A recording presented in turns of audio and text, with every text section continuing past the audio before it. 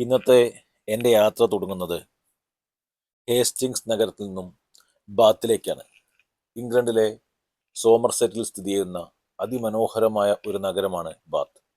ഇവിടേക്കുള്ള യാത്ര അതിലേറെ ഹൃദ്യവുമാണ്. ധാരാളം കൊച്ചു ഗ്രാമങ്ങളും നീണ്ടു നിൽക്കുന്ന കൃഷിസ്ഥലങ്ങളും പുൽമേടുകളും എല്ലാം കടന്നാണ് നാം ബാത്തിൽ എത്തിച്ചേരുക. ചരിത്രപരമായും വാസ്തുവിദ്യാപരമായുമെല്ലാം ഏറെ പ്രാധാന്യമുള്ള ഒരു സുന്ദര നഗരമാണ് ബാത്ത്. പരിപൂർണമായും യുനെസ്കോയുടെ ലോക പൈതൃക പട്ടികയിൽ ഉൾപ്പെട്ട ഒരു നഗരം കൂടിയാണ് ബാത്ത്. ലോകപ്രസിദ്ധമായ റോമൻ ബാത്ത് ഇവിടെയാണ് സ്ഥിതി ചെയ്യുന്നത്. ക്രിസ്തുവർഷം 60-നും 70-നും മധ്യയുള്ള കാലഘട്ടങ്ങളിൽ റോമാക്കാർ നിർമ്മിച്ച സ്നാനഘട്ടങ്ങളാണ് ഈ നഗരത്തിന് ബാത്ത് എന്ന പേര് നൽകിയത്. ഈ നഗരത്തിന്റെ ചരിത്രം പരിശോധിക്കുമ്പോൾ BC 800-കളിൽ സെൽറ്റിക് ഗോത്രവർഗക്കാരാണ് ഈ പ്രദേശം കണ്ടെത്തുകയും ഇവിടെ താമസമുറപ്പിക്കുകയും ചെയ്തത്. സൂലിസ് ദേവതയുടെ പേരിൽ ഇവിടെ ധാരാളം പൂജകൾ ചെയ്തിരുന്നു എന്നതും ആദ്യകാല ചരിത്രരേഖകൾ നമ്മോട് പറയുന്നു. പിന്നീട് AD 45 റോമാക്കാർ ഈ പ്രദേശം കീഴടക്കുകയും ഇതിനെ അക്വസ് സൂലിസ് എന്ന് വിളിപ്പേരിടുകയും ചെയ്തു. അവർ ഇവിടെ നിർമ്മിച്ച അത്യാധുനികമായ ബാത്ത് ഹൗസുകളാണ് പിന്നീട് ഈ നഗരത്തിന് ബാത്ത് എന്ന പേര് സമ്മാനിച്ചത്.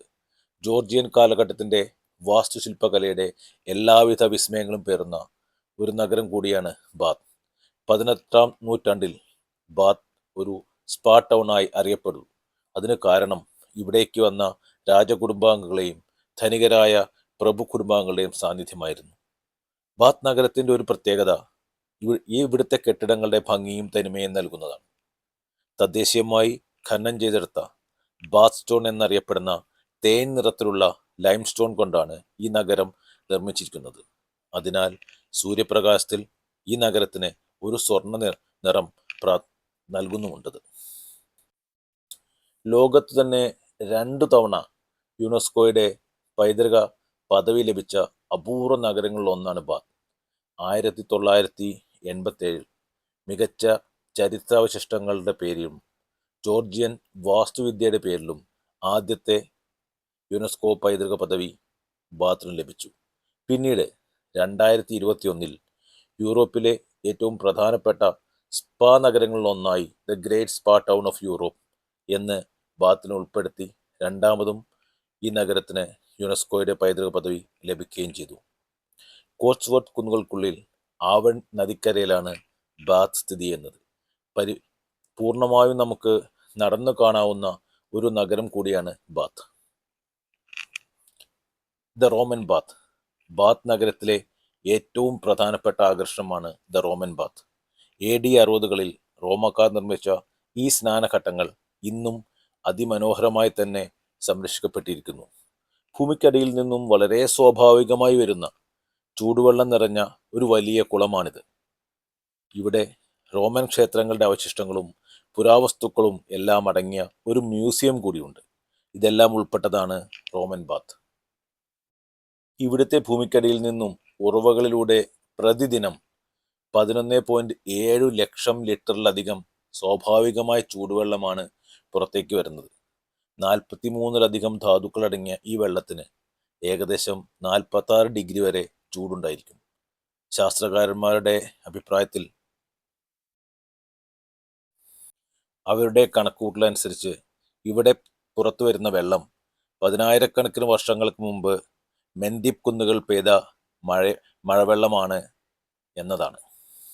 റോമൻ ബാത്ത് വെറുമൊരു കുളം മാത്രമായിരുന്നില്ല, ഇതൊരു സാമൂഹിക കേന്ദ്രവും ഹെൽത്ത് ക്ലബും കൂടിയായിരുന്നു. റോമൻ കാലഘട്ടങ്ങളിലെ ഈയം കൊണ്ട് നിർമ്മിച്ച കുളത്തിന്റെ അടിത്തറ ഇന്നും ഇവിടെ നിലനിൽക്കുന്നുണ്ട്. തെർമോ എന്നറിയപ്പെടുന്ന ചൂടുവെള്ളം നിറച്ച മുറിയും കാഡ്ലേറിയം എന്നറിയപ്പെടുന്ന ഏറ്റവും ചൂടുള്ള സ്റ്റീം ബാത്തിന്റെ മുറിയും മിതമായ ചൂടുള്ള ടപ്പിഡേറിയവും തണുത്ത വെള്ളത്തിലുള്ള ഫ്രിഡ്ജിഡേറിയവും എല്ലാം ഇവിടെ നമുക്ക് ഇന്നും കാണാവുന്നതാണ്. കെട്ടിടത്തിനടിയിലൂടെ ചൂടുള്ള ആവി കടത്തിവിട്ട് നിലവും ഭിത്തികളുമെല്ലാം ചൂടാക്കുന്ന റോമൻ സാങ്കേതിക വിദ്യ ഇവിടെ ഉപയോഗിച്ചിരുന്നു. 1727 കണ്ടെടുത്ത തങ്കം പൊതിഞ്ഞ മിനർവ ദേവതയുടെ വെങ്കല പ്രതിമയും ഇവിടുത്തെ മ്യൂസിയത്തിൽ നമുക്ക് കാണാവുന്നതാണ്. ജോർജിയൻ വാസ്തുവിദ്യയുടെ ഏറ്റവും അതിമനോഹരമായ പ്രതീകമാണ് ബാത്ത് സിറ്റിയിൽ സ്ഥിതി ചെയ്യുന്ന ദ റോയൽ ക്രസൻറ്റ്. പ്രസിദ്ധ വാസ്തുശില്പ വിദ്യാകാരനായ ജോൺ ഹുഡ് ദ യങ്ങറാണ് ഇത് ഡിസൈൻ ചെയ്തത്.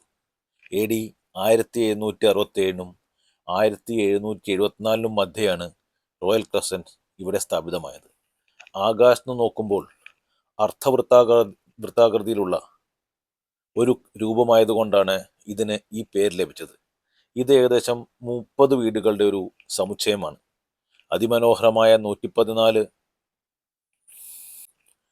ടോണിക് തൂണുകൾ ഇവിടെ കാണാം. ബാസ്റ്റോൺ കൊണ്ടാണ് ഈ റോയൽ ക്രസൻറ്റ് നിർമ്മിച്ചത്. ബാത്ത് നഗരത്തിൻ്റെ മറ്റൊരു പ്രത്യേകത പുൾട്ടണി ബ്രിഡ്ജാണ്. ബാത്ത് നഗരത്തിലൂടെ ഓടുന്ന ഒരു പ്രധാന നദിയുടെ മുകളിലാണ് ഈ ബ്രിഡ്ജ് സ്ഥാപിച്ചത്.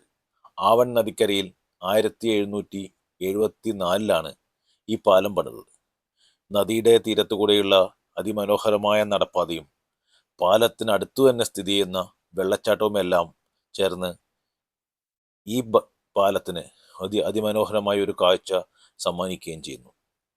ബാത്ത് നഗരത്തിൻ്റെ മധ്യഭാഗത്ത് സ്ഥിതി ചെയ്യുന്ന അതിമനോഹരമായ ഒരു ചരിത്ര ദേവാലയമാണ് ബാത്ത് അബി.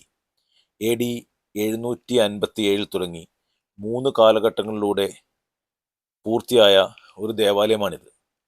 AD 973 കിങ് എഡ്ഗറിൻ്റെ സ്ഥാനാരോഹണം ഈ പള്ളിയിൽ വച്ചാണ് നടന്നത്. 11-ാം നൂറ്റാണ്ടിൽ തകർന്ന നോർമൻ കത്തീഡ്രലും പിന്നീട് AD 1499 ഗോതിക് ശൈലിയിൽ ഒലിവർ കിങ് എന്ന ബിഷപ്പിന്റെ നേതൃത്വത്തിൽ തുടങ്ങിയ ഇന്നത്തെ അബിയുമെല്ലാം ഈ സിറ്റിയെ അതിമനോഹരമാക്കുന്നു. ബാത്ത് അബയുടെ സമീപത്തുള്ള റോമൻ ബാത്തിൽ നിന്നും ഒഴുകി വരുന്ന ചൂടുവെള്ളത്തിൽ നിന്നുള്ള ചൂട് ഉപയോഗിച്ചാണ് ഇന്നും അബികളിലെ ചൂട് ക്രമീകരിക്കുന്നത്. പ്രാചീന ചരിത്രവും ആധുനിക സാങ്കേതികതയും എല്ലാം തന്നെ അപൂർവമായി സമ്മേളിക്കുന്ന ഒരു കാഴ്ചയും നമുക്കിവിടെ കാണാവുന്നതാണ്. അതിമനോഹരമായ ഒരു കെട്ടിടമാണ് ബാത്ത് അബേ. അങ്ങനെ തീർത്താൽ തീരാത്ത വിശേഷണങ്ങളുള്ള ഒരു നഗരമാണ് ബാത്ത്.